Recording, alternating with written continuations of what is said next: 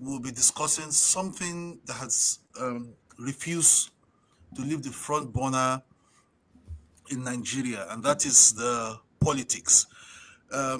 Few days ago or recently, we've seen recurring killings that is happening in Plateau State and Benue State, and pockets of killings also happening in some parts of Nigeria, south, southwest, and the southeast by um, what has now been known to be the Fulani militia, you know, and these issues have continued to rear its ugly head in Nigeria. A lot of Nigerians have died as a result of these incessant killings that have happened, especially in Plateau State and Benue State.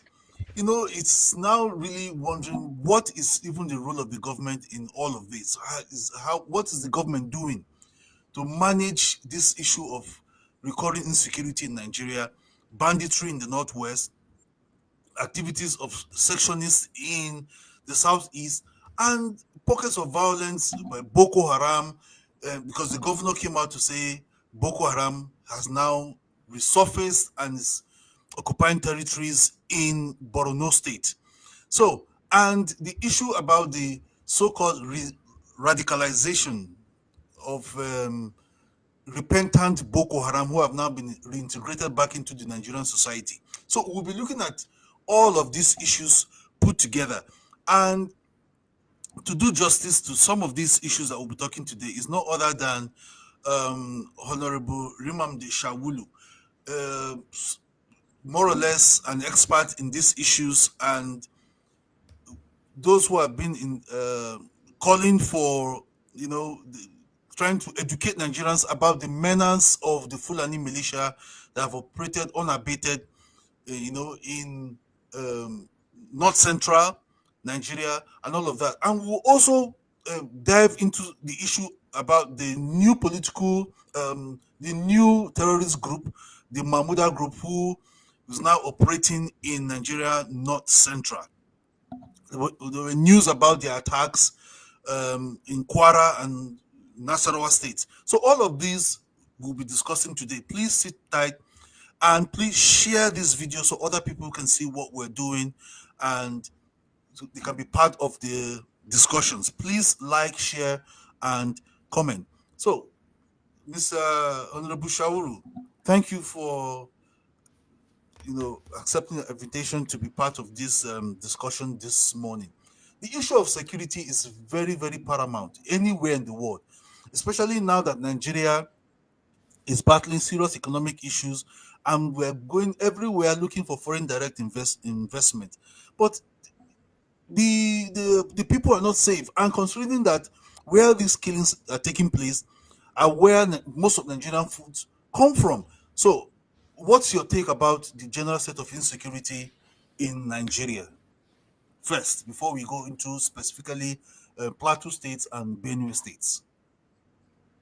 Yeah, from the list that you have given, which is obvious and which is available in the mainstream media as well as the social media, as at today, you have crises in killings in Benue State, Taraba, Plateau.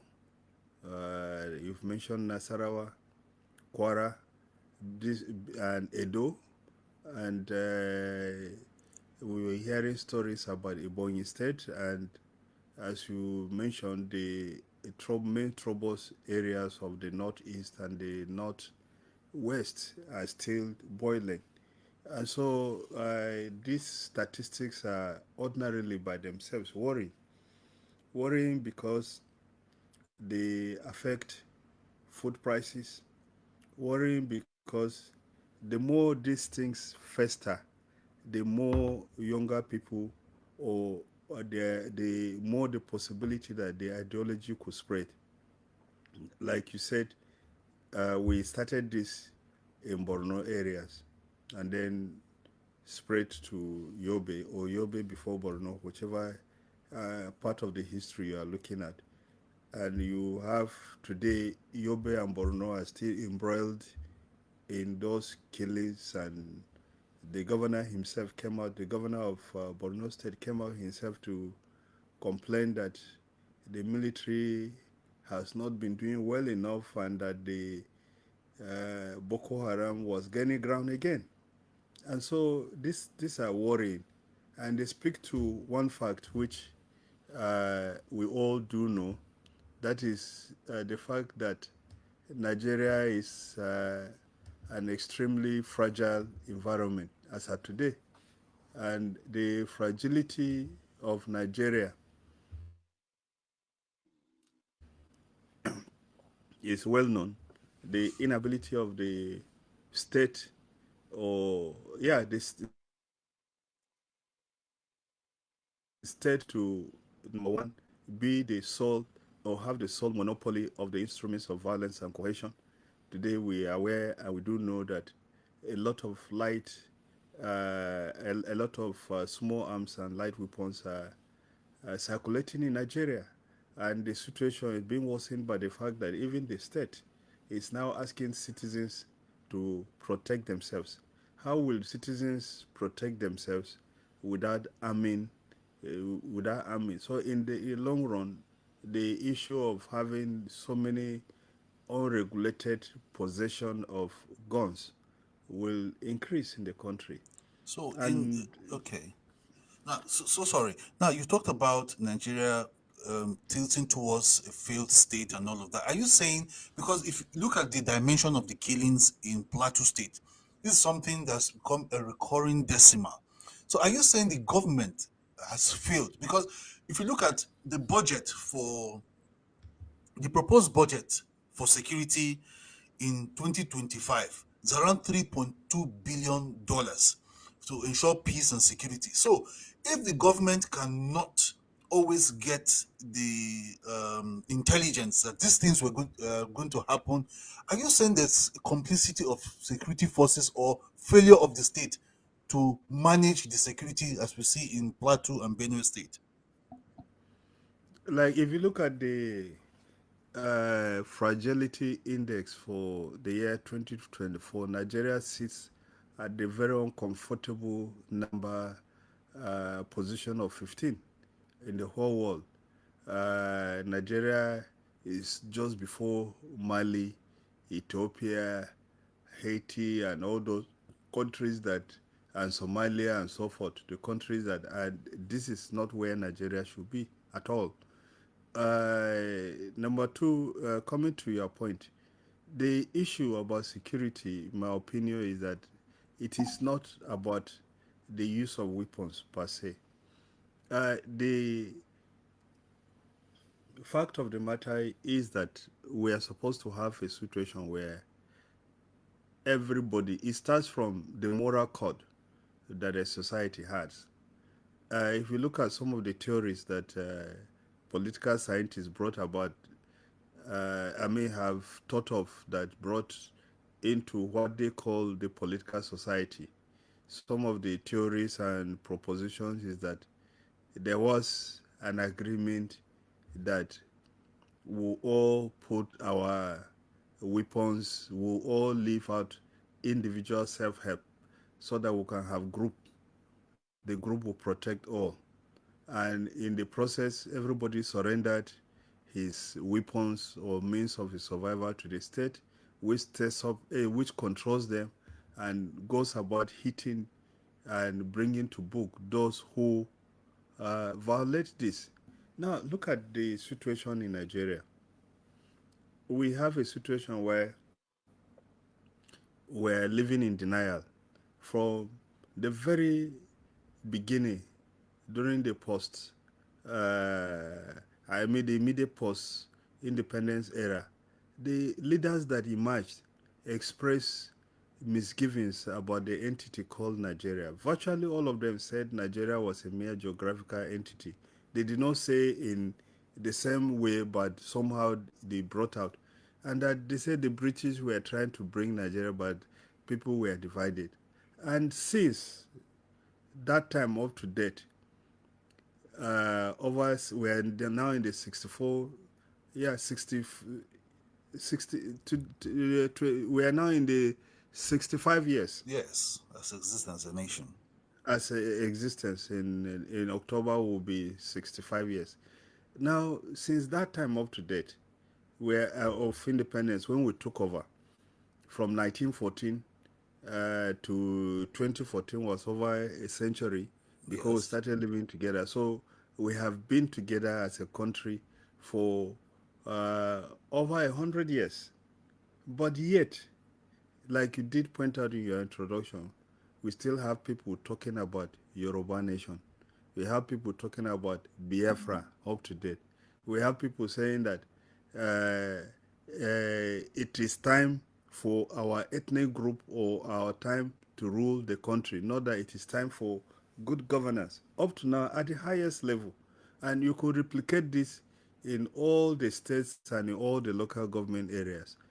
Now, you cannot, and some of these violent non-state actors, if you look at their propaganda, they are still talking about, for instance, the ISWAP and the Boko Haram, and are still talking about creating an Islamic caliphate. That means that that is what they are talking.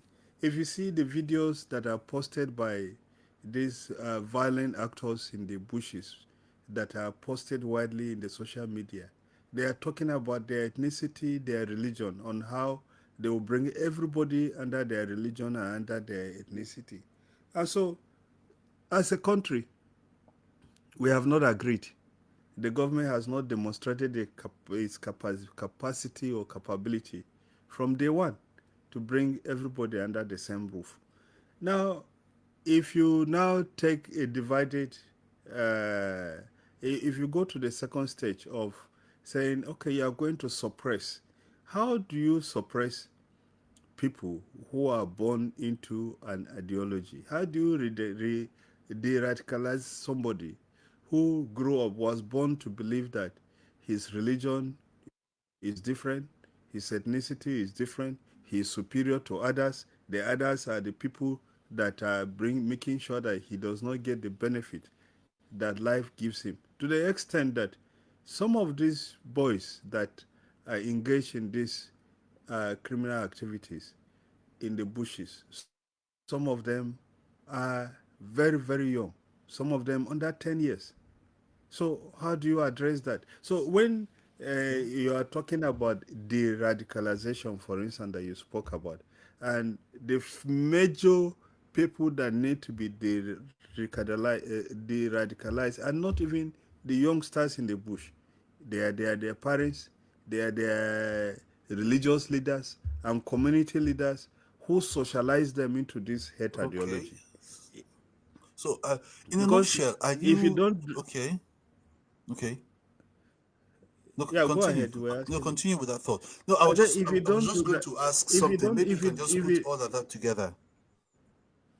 yeah, if you don't socialize them into believing that other people are also creation of God, born different, so that we can live together in peace, they'll grow up in this hate. They'll see other people, and then what you are beginning to see in the country is that every other group is beginning to feel the heat. Every other group is beginning to think that, well, if this is the way that we need to survive, then we'll go. One day, if we don't check this trend, we are going to have the Somalia or even worse of situation that we've had in other parts of the world.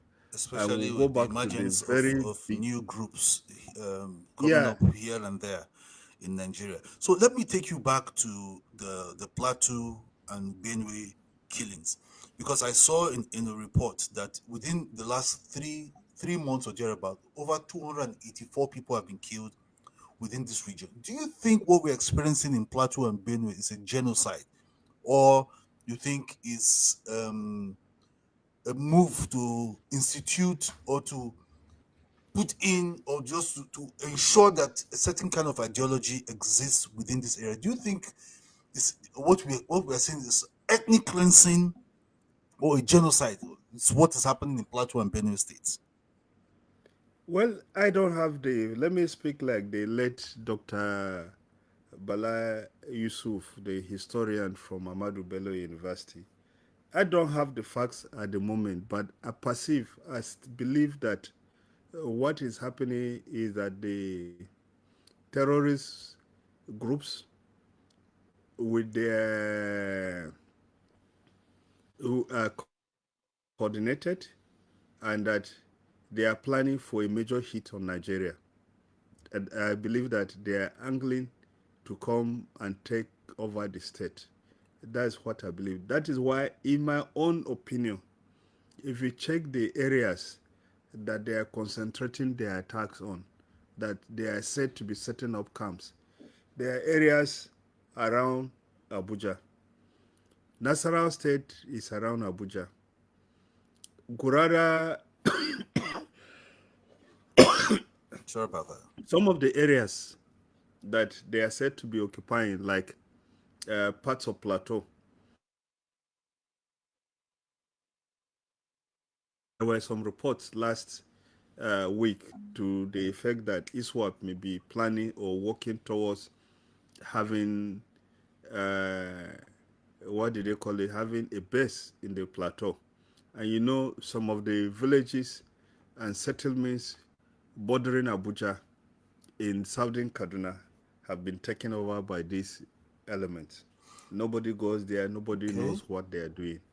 I think that in the next 1 or 2 years, if things don't take shape, these guys may be emboldened by their small successes to Okay. put their eyes on Abuja. Okay. Now let's look up, because whether we like it or not, even the terrorism itself or acts of terrorism itself is capital intensive. It requires money.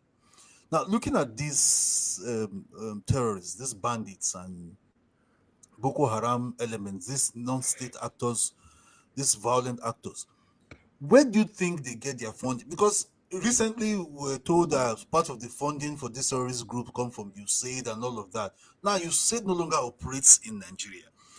What do you think sponsoring all of these attacks, in the middle belt and the southeast, southwest? Do you think all of this is politics? Do you think the funding comes from a particular source?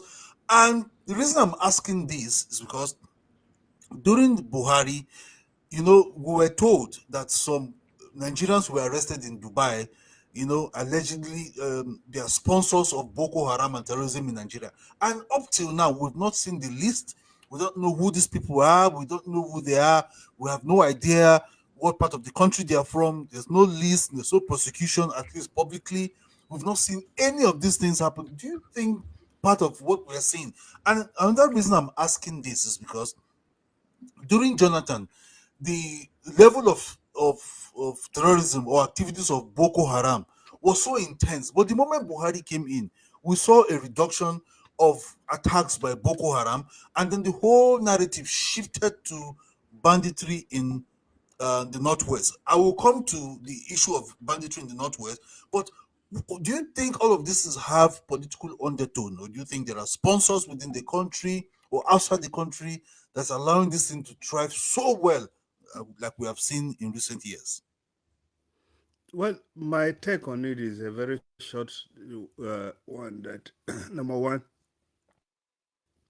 when you have this type of activities start and you don't address them, they expand. New recruits coming, and even if they were unintelligent youngsters who were simply in the bushes fighting for their livelihood, the fact is that they could be influenced by some sinister groups that may have larger and broader intentions. And this may very well be the situation in Nigeria, where we now have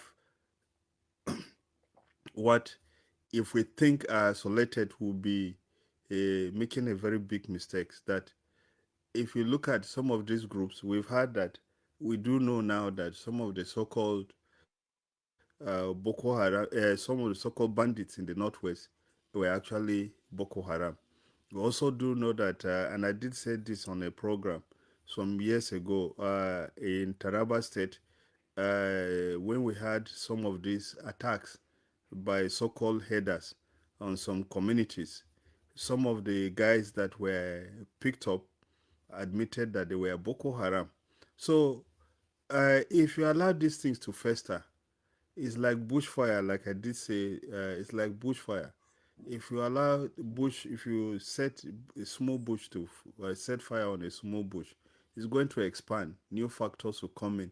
It will get it will get fuel or whatever will make it expand as it goes along, and then it develops a bigger agenda that now may threaten every person. Because the issue of a lot of the young people who or people who may be thinking that this may help them may realize at the end of the day that this thing will hurt everybody. It will hurt the Muslim, it will hurt the Christian, it will hurt the Southerner, it will hurt the Northerner, and may just imagine. In fact, it may even hurt the whole of the West African region. Imagine if we have the Somalian type of situation in Nigeria and people will have to flee. Imagine what will happen in Cameroon. Imagine what will happen in Benin Republic and up to Mauritania. The number of people that will have to flee and the nature of the destabilization that will take place along the West African coast. So this is not something that should be taken lightly. If you see now we're talking of, in fact, let me even go to the one point that Okay. you talked about the issue of the new group. I'm looking at a report now by Sahara reporters that no, by not Sahara reporters, It was PM even News reported in in Nigeria. PM News, Daily Trust. They all PM reported. News, Yes. PM News is saying that contrary to recent reports circulating on social media and traditional media suggesting the emergence of a new terrorist group in Kwara State, Mahmuda, Yes. security forces have clarified that it is not a name of a new terrorist group, but rather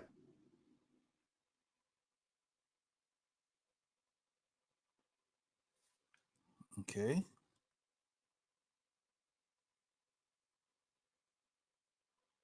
continue with the violence with the same ideology. And if you go through the report, they are telling the report says that the guy went there. Uh, the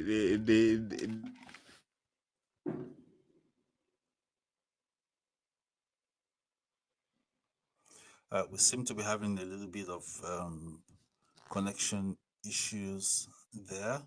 Please, if you are still following us, if you are watching this live session, please kindly share, and you can also make your inputs. Kindly share and make inputs and like so it can expand and other people can get to be part of the issues we're trying to discuss. We're discussing the growing concern about insecurity in Nigeria. Recently, a lot of Nigerians have been killed in Plateau and Benue states, you know, but what has been allegedly by Fulani headers, what some have described as genocide, some have described as ethnic cleansing, and some have described it as agitation to grab land. But whatever it is, Nigerians are being killed. Okay, glad to have you back, sir. And please don't forget to like and share so other people can be part of this live session. Thank you. let me share my screen and Okay, read the this thing. What?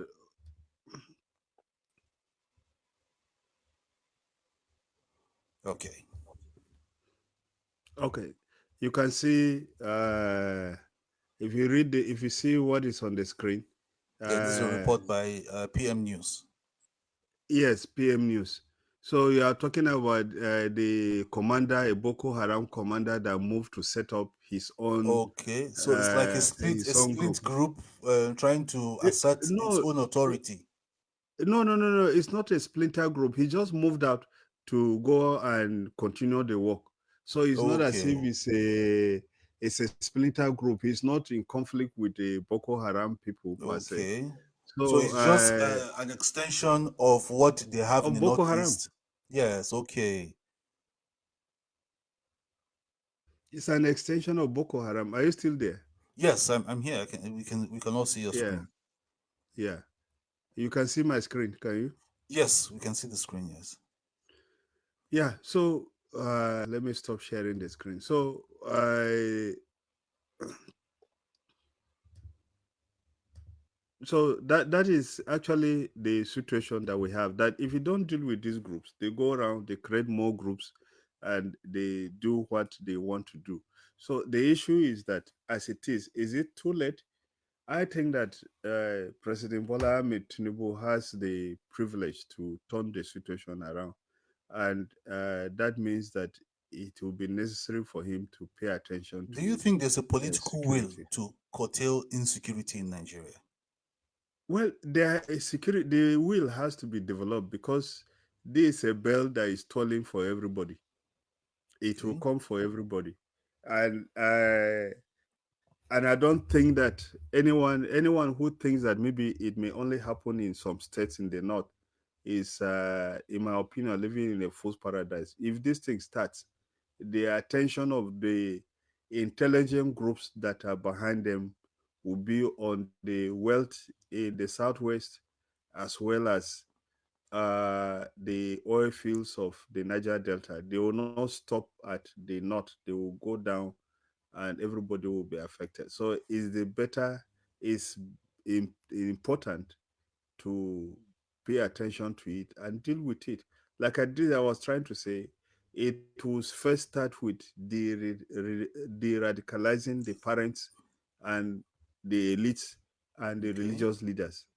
They need to be de-radicalized, and if they do de-radicalize themselves, they will be the ones that will bring in new people, new children that will not be attracted to the ideology of hate that is motivating or that is being used. Yeah, that is the main motivation of the number of people, of the young people that are following, because Don't you think they, poverty, unemployment, and all of this is also a contributory factor to insecurity in I think Nigeria? that poverty and unemployment only makes them available. It makes, Okay. it provides a huge pool that they can get people from, but by themselves or by itself, poverty will not, someone who is very poor will be after getting food to eat and Hmm. not going after killing people every day of his life and be relishing on it. What makes them do what they do is the hate ideology that is motivating them. So the issue is, even if, and I did ask this rhetorical question, if that alone, poverty alone, were the cause of that, then the youths in Bayelsa, the youths in Ebonyi State, and the general youths in Benue and Co will also be in the bushes, because this poverty that you are talking about affects every part of the country. Absolutely. Unemployment, it affects every part of the country. The inflation Absolutely. affects every part of the country. It's not one section of the country that gets another people don't get. And my worry about that spin that people are putting about poverty, and it just aligns with the videos that those violent guys post from the bush, that they and their tribes have been neglected by Nigeria until Hmm. government sits down with them. Which youths in the country, which group of youths in the country have government sitting down to attend to all their needs?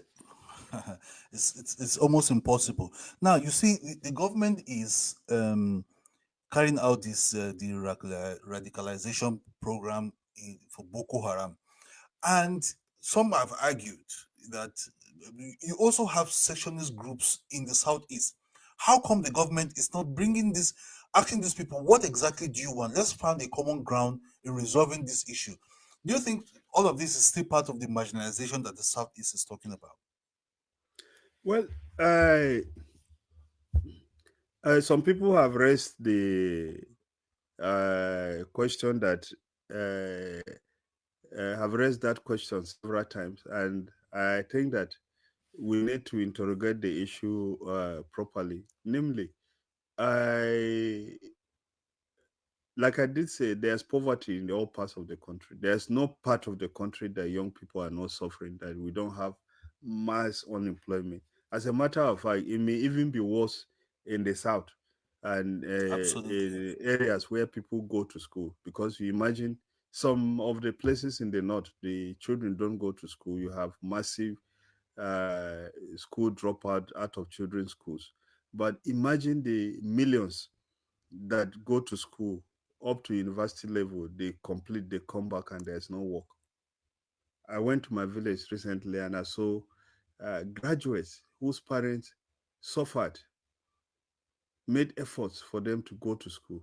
Now, some of them have gone back, they want to farm, and they don't have access to farms because so called herdsmen have taken over the farms. Now, what do you say about that? So I think that that is why I think that whatever program that the government will want to develop needs to be a holistic program affecting every part of the country. Because this discontent, like I said, if you make the mistake, like the mistake I thought they made, the so-called the radicalization program, you take Boko Haram fighters, bring them, put them in school, train them, and then you give them money. How about the millions others, thousands, hundreds of thousands in those same localities that faithfully stayed at home? They did not go to the bush to fight. Mhm. They stayed at home. They were law abiding, and you did not take them for training. You did not take them for empowerment. You now brought in Boko Haram people. You train them. You give them money in public ceremonies, and they go back home with some money. Is that not a motivation for those who have not gone into the bush to want to go to the bush, so Absolutely. that they can be called and be trained and be given some resources and support? So it is a holistic approach of the whole society, not just government, because it involves every person. If you look at some of the places that we've had these problems occur, over again, people are living in abject poverty. The government barely or does not exist for them, and the contact between them and the government is only when elections are coming, or in those days when taxmen go to the villages to collect tax. I think the Nigerian state ought to do better than it has been doing. Okay, talking about election, I think as we wind down, I'm going to digress a little from security now to politics. Now, Dr. Hakim Baba Ahmed, a prominent voice in northern politics, and when this current administration came on board, he was appointed political advisor to Tinubu in the office of the vice president. And recently he resigned his position. And a few days ago, he mentioned about certain things that are happening in the government. And on that note, he has said that the APC, and Bola Ahmed Tinubu will know the northern position in 6 months about whom to support, about just getting their support in 2027. What do you make of this position by Dr. Ahmed? Well, politics is politics. People angle for power, people struggle for power. The issue is not just about the north. Even in the north, you are talking about the middle belt. You are talking about Christians. People are talking about they want power to come back to the north. Christians are also saying that even if power comes back to the north, is the turn of the Christians in the north to have power. So you have these struggles. They will not stop. They will continue. But the Ahmed Bola Tinubu that I know is more far-sighted than people politically, more politically savvy than people are trying to give him credit. Let me tell you, Ahmed Tinubu wanted to be president all this time, but Hmm. he was wise because he saw through. He knew that by himself he could not have been president in 2015. So he brought in money, resources, and organizational ability, and did some great work too, I believe, in getting the Obama government to support APC's uh, fight against President Goodluck Jonathan. Now, if you look at what is happening in the political field, President Bola Ahmed Tinubu, in my opinion, has gone far ahead of them. The APC is divided. Okay. The CPC, the Yeah, the group, CPC Buhari block group, of the APC. Okay. is divided. There are some of them that said they are with Bola Tinubu. There are some that said they will not be with Bola Tinubu. Number two, PDP governors, at least two PDP governors. If you include Fubara, who call on his people to support Tinubu, you are talking about three PDP supporters, three PDP governors in states that have always voted PDP.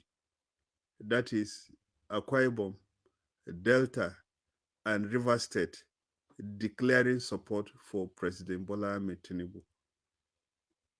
So I don't think that threatening President Bola Ahmed Tinubu will make him change his mind or what he wants to do. Okay. Because the same allegations, the same frustration that these people have, some of the northern people have against President Tinubu, Tinubu. the same allegations that people had against them when President Muhammadu Buhari was in power. And also, people are also saying that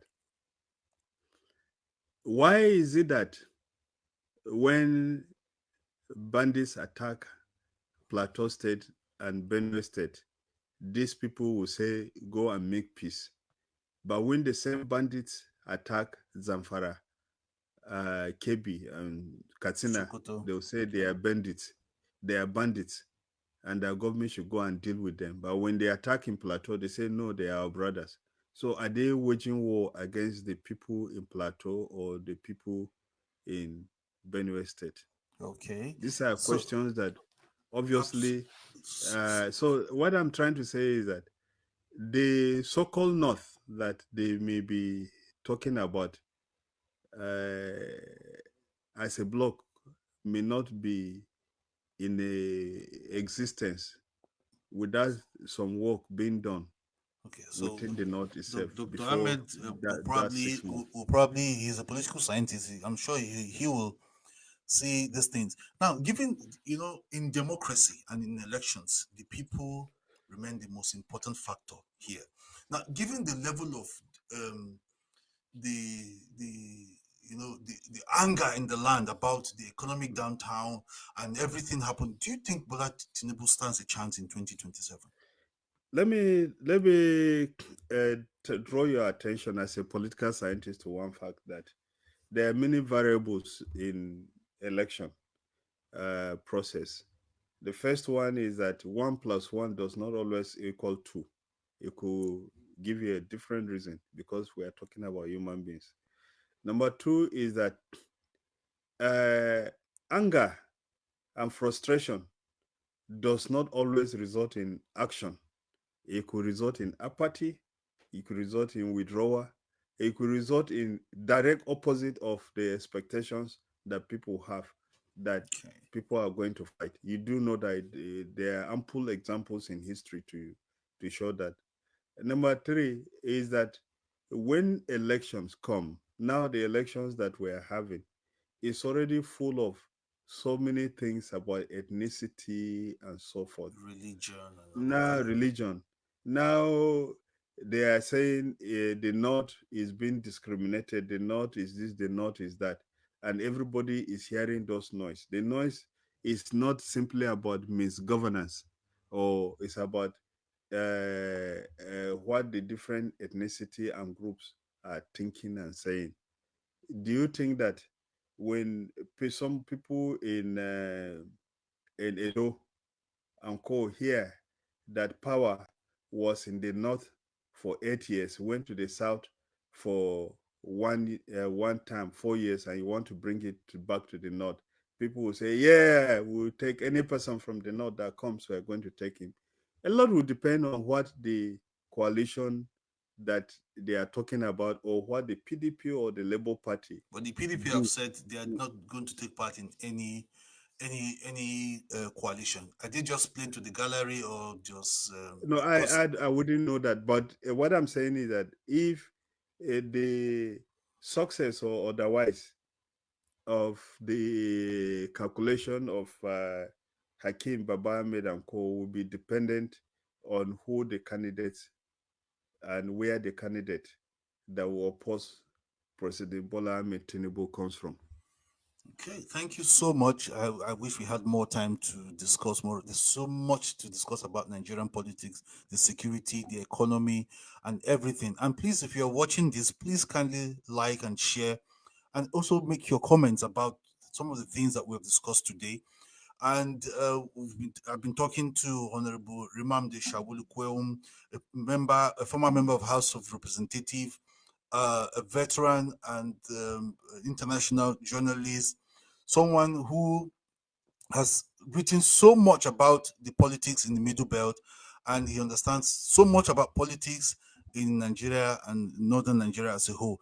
And I hope we'll be having you again to discuss. And if you are watching this, please you can leave a comment about what you think we should discuss next. And if you want to be featured or if you want to be part of the program, please kindly indicate in the comment section and we'll make arrangement on how to have a session like this to discuss the politics of Nigeria or anything that you think, any topic that people will just reach out to for I want us to discuss. Thank you so much, sir, for your time with us today. We really do appreciate your Thank time. you very much. God All right, bless you. viewers, that will be all. Please don't forget to like, share, and subscribe to Geopolitical Blog on subscribe to my YouTube channel, follow me on Facebook, Instagram, TikTok, and please, I'll be dropping my WhatsApp number. You can reach out to me directly and let's discuss the issues as it pertains to politics in Nigeria and other parts of the world. I remain Joel. Thank you very much.